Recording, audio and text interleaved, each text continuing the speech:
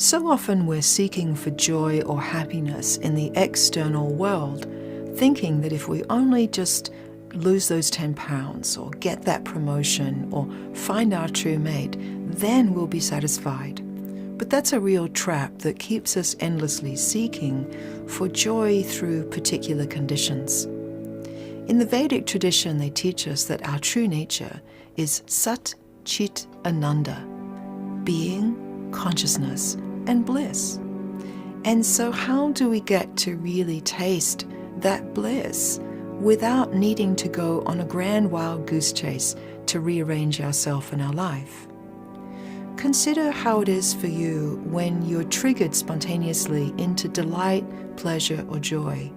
Our heart may be triggered into joy by the sweetness of being with our grandchild, or having fun with our dog, or the beauty of intimate relationship.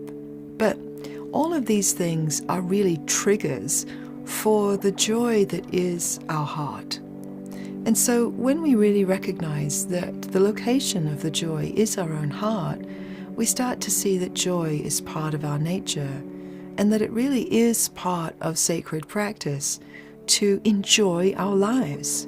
That life is a gift. It's meant to be enjoyed. It's meant to be relished. And so we can practice even in those really beautiful moments where we're having a great time. We might be flying down a ski slope, having a wonderful time. We might be getting down on the dance floor to some fabulous music. We might be at a wonderful gallery, savoring some incredible art. We might be in a rose garden, just really getting high on the beauty of nature doing her thing. But the real source of the joy is our own heart bubbling up its nectar of what is called in the Vedic traditions Ananda.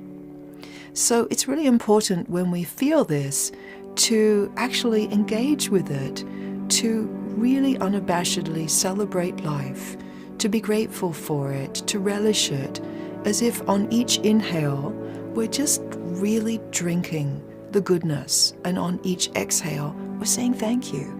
We're acknowledging what we have. And so when we really let our inner cup be filled in this way consciously, what happens is we become a lot more generous with everyone else. We feel sympathetic joy. We feel celebratory when something good happens for someone else. It resolves envy. It resolves the spiritual poverty of lack. And so really understanding this helps us to be joyful even when difficult things are happening, to be close to the experience of joy even when you've just received a difficult medical diagnosis, to recognize that you might not always be happy, but your heart's nature is joy. So whenever you find yourself just having a beautiful moment, feeling joy, remember that you can practice with that too. That can be a moment where you take a deep drink of your life, relish it as sacred practice.